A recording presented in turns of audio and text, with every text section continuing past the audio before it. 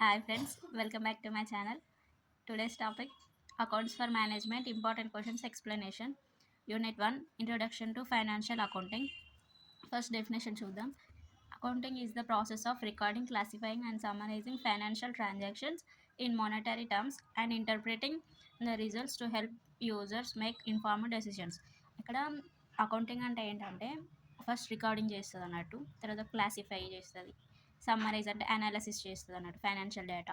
అది దాంట్లో ఎంత ప్రాఫిట్ వచ్చింది, ఎంత లాస్ వచ్చింది అనేది మేనేజర్స్కి కానీ స్టేక్ హోల్డర్స్కి కానీ వాళ్ళకి తెలిసేలా చెప్తున్నాను అన్నట్టు అకౌంటింగ్ అనేది.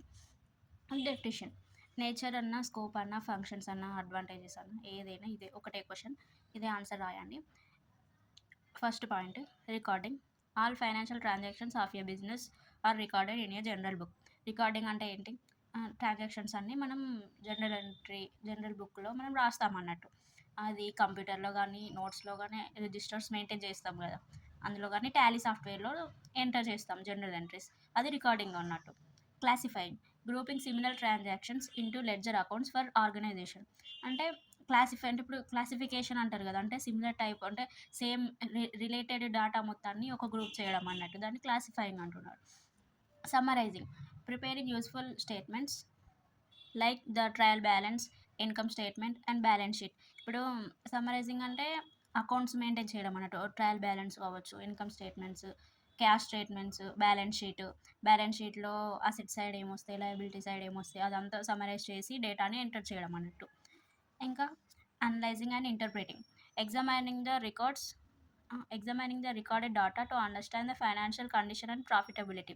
అంటే ఇందులో ఏం చేస్తారంటే డేటా ఇప్పుడు రికార్డ్ అయిన డేటాని అనాలిసిస్ చేస్తాం కదా, దాంట్లో ప్రాఫిట్ వస్తుందా లాస్ వస్తుందా అనేది ఇంటర్ప్రిట్ చేసి మేనేజ్మెంట్కి డేటాని ఇవ్వడం అన్నట్టు, అది ఈ పాయింట్లో చెప్తున్నాడు. Communicating sharing the analysed information with users through reports, income statement, balance sheet, ratios etcetera for decision making. ఇప్పుడు డెసిషన్ తీసుకోవడానికి ఈ మేనేజ్మెంట్ వాళ్ళు ఏం చేస్తారు, అకౌంట్స్ చెక్ చేస్తారు, అకౌంట్స్ కానీ ఆడిటింగ్ రిపోర్ట్స్ కానీ చెక్ చేస్తారు. ఆడిటింగ్ రిపోర్ట్స్లో ఏముంటుంది, అంటే పాస్ట్ డేటాలో సేల్స్ ఎంత ఇంక్రీజ్ అయినాయి, ఎక్కడ లాస్ వచ్చింది, ఎక్కడ ప్రాఫిట్ వచ్చింది, అవన్నీ ఉంటాయి కదా, అవి చెక్ చేస్తూ మనం మన ఆర్గనైజేషన్ని ముందుకెళ్ళేలా చేసుకోవచ్చు అలా. These are nature or scope of financial accounting. Disadvantages or limitations of financial accounting: fails to provide certain information. Accounting can't show future benefits of expenses or non-financial information. అంటే ఎలా అంటే ఫ్యూచర్లో ప్రాఫిట్ వస్తుందా లాస్ వస్తుందా అని ముందే forecast చేసి చెప్పలేదు అకౌంటింగ్ అన్నట్టు. ఏంటంటే ఇది పాస్ట్ డేటా మీదనే చేస్తుంది కానీ వర్క్ ఫ్యూచర్ డేటాని అనలైజ్ చేసి చెప్పలేదు, అది అన్నట్టు disadvantage. Fails to explain importance of information. It only records figures without explaining their significance or interpreting results. అంటే రిజల్ట్స్ ఎలా ఉంటాయో ఇంటర్ప్రిట్ చేయకుండానే జస్ట్ నార్మల్గా రికార్డ్ చేస్తున్నాం కానీ ఆ ట్రాన్సాక్షన్ అలానే ఎందుకు రికార్డ్ అయింది అనేది మనకి ప్రాక్టికల్గా తెలియదు. జస్ట్ రికార్డింగ్ ఉంది కానీ అది ఎందుకు అటు సైడ్ అది డెబిట్ సైడ్ ఎందుకు వేశారు, క్రెడిట్ సైడ్ ఎందుకు వేశారు అనే ఇన్ఫర్మేషన్ మనకి క్లారిటీగా తెలియదు కదా, అది. Provide only historical data. It reports past transactions, not current estimates or projections needed for decisions. అంటే ప్రజెంట్ జరుగుతున్నది కాకుండా ఫ్యూచర్లో ఉంది కాకుండా ఓన్లీ పాస్ట్లో ఏం ట్రాన్సాక్షన్స్ జరిగినాయి అది ఒకటే డేటా అనేది రికార్డ్ అవుతుందంట. Ignores non monetary transactions. అంటే ఇక్కడ మనీకి సంబంధించినవి మాత్రమే అకౌంటింగ్లో రికార్డ్ అవుతుంది, మనీకి సంబంధించినవి కానీ మిగతా అన్నీ రికార్డ్ అవ్వవు. అందుకే ఇక్కడ ఇగ్నోర్స్ నాన్ మానిటరీ అంటే మనీకి సంబంధించినవి కాకుండా మిగతావి అన్నీ ఇగ్నోర్ అంటే అంతలా కన్సిడర్ చెయ్యరు అన్న దాని కిందకి వస్తుంది. It records only money based transactions and overlooks qualitative aspects, అది. Fifth one fails to provide information at different levels. It may not give data suited for various managerial levels or needs. అంటే financial accounting అనేది different లెవెల్స్కి data అనేది suitable data అనేది provide చేయలేదు, అది అందులో fail అవుతుంది అలా. These are disadvantages of financial accounting. First question accounting concepts, important question. First point separate or business entity concept. Separate or business entity concept అంటే ఏంటంటే మనం ఇప్పుడు ఓనర్స్ ఉంటారు కదా, కంపెనీని రన్ చేసే ఓనర్స్, కంపెనీలో జరిగే ట్రాన్సాక్షన్స్కి సపరేట్ ఎంటిటీ ఉండాలి, ఓనర్స్ పర్సనల్ అసెట్స్కి సంబంధించిన సపరేట్ ట్రాన్సాక్షన్స్ ఉండాలి, అవి ఇవి మిక్స్ చేయొద్దు అన్నట్టు. అందుకే ఇక్కడ ఏమంటున్నారు, keep business transactions separate from the owners personal transactions. Personal ఉండాలి, కంపెనీకి సంబంధించినవి కంపెనీకి ఉండాలి, అది సపరేట్ ఎంటిటీ కాన్సెప్ట్ అంటారు దాన్ని. Going concern concept, assume the business will keep running for a long time and won't shut down soon. అంటే ఈ మధ్య కాలంలోనే కంపెనీ అనేది వైండ్ అప్ చేయడం జరుగుతుంది అనే ఆప్షన్ కాకుండా లైఫ్ లాంగ్, అంటే ఫ్యూచర్లో కూడా ఫర్ లాంగర్ పీరియడ్ కంపెనీ అనేది అలానే రన్నింగ్ ప్రాసెస్లో ఉంటుంది, గ్రో అవుతూ ఉంటుంది అని చెప్పడాన్ని గోయింగ్ కన్సర్న్ కాన్సెప్ట్ అంటారంట. Money measurement concept, only record transaction that can be expressed in terms of money, expressed in money in the accounts. అంటే మనీ రూపంలో, క్యాష్ రూపంలో ఇచ్చేదాన్నే మనీ మెజర్మెంట్ కాన్సెప్ట్ అని చెప్తారు. Cost concept, record assets at their actual purchase price in the books. అంటే మనం ఏ ప్రైస్కి అయితే పర్చేజ్ చేస్తామో అదే ఎంటర్ చేస్తాం, దాన్ని కాస్ట్ కాన్సెప్ట్ అంటారు. Dual aspect concept, dual aspect అంటే మనం ఇప్పుడు ట్రయల్ బ్యాలెన్స్లో కానీ లెడ్జర్ ఎంట్రీస్, జనరల్ ఎంట్రీస్లో టూ సైడ్స్ రాస్తాం కదా, రికార్డ్ చేస్తాం కదా, డెబిట్ సైడ్ క్రెడిట్ సైడ్, అది డ్యూయల్ ఆస్పెక్ట్ కాన్సెప్ట్ అంటారు. దాంట్లో క్యాపిటల్ ప్లస్ లయబిలిటీస్ కలిపితేనే అసెట్స్ అవుతాయి అని ఒక ఫార్ములా ఉంటుంది, చూసుకోండి. 6th one, accounting period concept, a business divides its long life information regular intervals usually 1 year to measure it's financial position called and accounting period. అంటే ఇప్పుడు ఫైనాన్షియల్ ఇయర్ ఎప్పుడు start అయితే మనకి 1st April to 31st March కదా, ఆ టైంలో record అయిన ట్రాన్సాక్షన్స్ని calculate చేస్తుంది అన్నట్టు ఒక కంపెనీ, దాన్ని అకౌంటింగ్ పీరియడ్ కాన్సెప్ట్ అంటారు.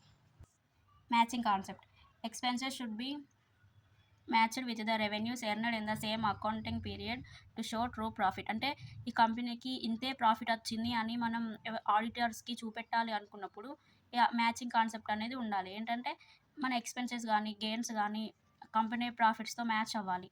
అది రియలైజేషన్ కాన్సెప్ట్. రియలైజేషన్ అంటే ఇక్కడ ప్రాఫిట్ అనేది ఎలా రావాలి, త్రూ సేల్స్, ఓన్లీ సేల్స్ చేయడం వల్ల వచ్చిన ప్రాఫిట్నే మనం ప్రాఫిట్గా తీసుకోవాలి కంపెనీలో. అది revenue is recognised only when it is earned through a sale. ఇంకా next important question, what is accounting process.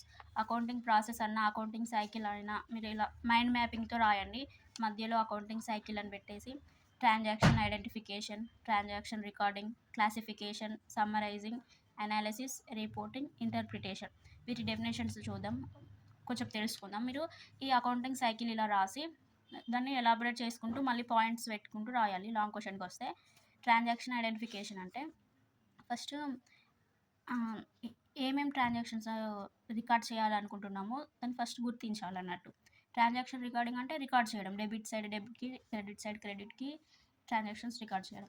Classification అంటే ఒక ట్రాన్సాక్షన్ అనేది ఇన్కమ్ కిందకి వస్తుందా, లాస్ కిందకి వస్తుందా, ఎలా అది ఏ అకౌంట్లో రికార్డ్ అవుతుంది అనేది తెలుసుకోవడం. సమ్మరైజేషన్, అనాలిసిస్ చేయడం, ఇది రిపోర్ట్స్ జనరేట్ చేయడం, డేటాని ఇంటర్ప్రిట్ చేయడం, అలా ఇదంతా అకౌంటింగ్ ప్రాసెస్ అవుతుంది. సో ఇక్కడ వరకు థియరీ. మీరు ఈ లాంగ్ క్వశ్చన్స్లో అకౌంటింగ్ ప్రాసెస్ చూసుకోండి, అకౌంటింగ్ కాన్సెప్ట్స్ చూసుకోండి. థియరీలో disadvantages, advantages or nature, scope, functions of financial account ఇవి చూసుకుంటే సరిపోతుంది. ప్రాబ్లమేటిక్ వచ్చేసరికి జనరల్ ఎంట్రీస్, అకౌంటింగ్ ప్రిన్సిపల్ చూద్దాం. First personal account. Personal account rule. Personal account అంటే ఒక పర్సన్ని డిఫైన్ చేసి చెప్పేదాన్ని పర్సనల్ అకౌంట్ అంటారు. ఇక్కడ రూల్ ఏంటంటే debit the receiver, credit the giver. ఇప్పుడు టూ పీపుల్ ఉన్నారు, ఏ అండ్ బి. ఏ అనే అతను గివర్ అయితే బి అనే అతను రిసీవర్ అవుతారుగా. ఇక్కడ ఏ గివర్ కాబట్టి క్రెడిట్, బి రిసీవర్ కాబట్టి డెబిట్. అంటే debit the receiver, credit the giver అంటున్నారు. ఎవరైతే ఇస్తున్నారో వాళ్ళు క్రెడిట్ సైడ్ వస్తారు, తీసుకునే వాళ్ళు డెబిట్ సైడ్. అలా ఇప్పుడు ఎగ్జాంపుల్ ఇందులో పర్సనల్ అకౌంట్స్లో నేమ్స్తో ఉంటాయి. పర్సన్ అంటేనే నేమ్స్ కదా. ఇప్పుడు ఒక పర్సన్ని మనం ఎలా ఐడెంటిఫై చేస్తాం, త్రూ హీజ్ ఆర్ హర్ నేమ్నో, లైక్ దట్. ఇప్పుడు రామ్స్ అకౌంట్, సప్లయర్స్ అకౌంట్, అలా. Real account. Real account principle ఏంటి, debit what comes in, credit what goes out. Debit అనేది మన డెబిట్లోకి ఏమొస్తుందో ఎలా చెప్తారు, ఆర్గనైజేషన్కి వచ్చేది డెబిట్ సైడ్ రికార్డ్ అవుతుంది, ఆర్గనైజేషన్ నుండి పోయేది క్రెడిట్ సైడ్ రికార్డ్ అవుతుంది. అది real account principle. Example cash account, machinery account, land and building account, etcetera. Nominal account rule ఏంటంటే debit all expenses and losses, credit all incomes and gains. అంటే debit side ఏంటి, expenses losses అన్ని record అవుతాయి. Credit side incomes gains. Example rent account, salary account, sales account, ఇలా. ఇవి accounting principles. ఇవి గుర్తుంచుకోండి, ఇవి తెలియకుండా ప్రాబ్లమ్స్ చేయలేరు. మనం ఇక్కడ ఒక ప్రాబ్లం చూద్దాం. Journalise the following transactions and post them in ledger. ఈ లెడ్జర్ది అవసరం లేదు, మనం ఓన్లీ జనరలైజ్ చూద్దాం. January 1st started business with cash 25,000. 25,000తో జనవరి 1స్ట్కి బిజినెస్ అనేది స్టార్ట్ చేశారంట. దాన్ని ఎలా రికార్డ్ చేస్తారో ఇక్కడ చూద్దాం. ఫస్ట్ ఈ ప్రొఫార్మా ఇలా చూసుకొని general entries in the name of, వాళ్ళ నేమ్ ఏమి ఇస్తారో అది ఇక్కడ రాయండి. ఫస్ట్ డేట్ వస్తుంది, particulars, LF number, debit amount, credit amount. ఈ ఫార్మాట్ ఒకసారి చూసుకోండి. ఇది ప్రొఫార్మా ఆఫ్ జనరల్ ఎంట్రీస్. ఈ ప్రొఫార్మా రాసినా కూడా మనకి మ్యాక్సిమం 2-3 మార్క్స్ ఓన్లీ ప్రొఫార్మాకే పడతాయి. మీకు ఆన్సర్ ఏం తెలియకపోయినా కూడా ఈ ప్రొఫార్మా రాసేసి రండి. ఫస్ట్ డేట్ వేయాలి, January 1st. పర్టికులర్స్లో ఇక్కడ ఏమంటున్నాడు, క్యాష్ అనేది మనం క్యాపిటల్గా ఇన్వెస్ట్ చేసాం కదా బిజినెస్లో, ఎంత 25,000 అన్నాడు. First cash account data to capital account. ఎందుకు ఇలా రాసామంటే ఇక్కడ మనం ఏమనుకున్నాం, బిజినెస్లో ఇన్వెస్ట్ చేస్తున్నామంటే అది ఇక్కడ రియల్ అకౌంట్లో ఏమంటున్నాం, debit what comes in, credit what goes out అంటున్నాం. ఇక్కడ డెబిట్ వాట్ కమ్స్ ఇన్ ఏమైనా ఆర్గనైజేషన్కి ఏమొస్తుంది, క్యాష్ వస్తుంది. అందుకే ఇక్కడ ఏమంటున్నాం, cash account data to capital account. Amount debit side డెబిట్కి వేయాలి, క్రెడిట్ సైడ్ క్రెడిట్. ఇలా అంటే సీరియల్గా వేయొద్దు, కాలంని బట్టి అమౌంట్ అనేది రికార్డ్ చేయాలి. అలా అయితే నీట్గా ఉంటుంది. నరేషన్ అనేది కంపల్సరీ ఇవ్వాలి. ఇలా బ్రాకెట్స్ ఓపెన్ చేసి being capital introduced or being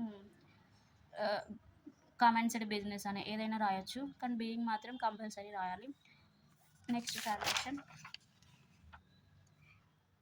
January 3rd purchased goods worth 5,000 rupees. 5,000 రూపీస్తో గూడ్స్ పర్చేజ్ చేశారంట. దీనికి రికార్డ్ ట్రాన్సాక్షన్ ఎలా రాశారు, purchases account data to cash account. Purchase చేసాం కాబట్టి గూడ్స్ అనేవి ఆర్గనైజేషన్కి వస్తున్నాయి. డెబిట్ వాట్ కమ్స్ ఇన్ కదా, అందుకే డెబిట్లో ఏం వేసాం, పర్చేజ్ అంటే గూడ్స్ వస్తున్నాయి కాబట్టి డెబిట్లో రాసాం. టు క్యాష్ అకౌంట్, గూడ్స్ రావాలంటే క్యాష్ ఆర్గనైజేషన్ నుండి వెళ్ళిపోతుంది కదా, అందుకే టు క్యాష్ అకౌంట్, క్యాష్ అనేది క్రెడిట్ చేసాం. అలా 5,000 వేసుకోవాలి. Being goods purchased.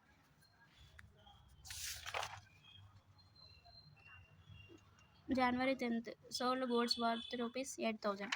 8,000కి గూడ్స్ అనేవి సేల్ చేసాం.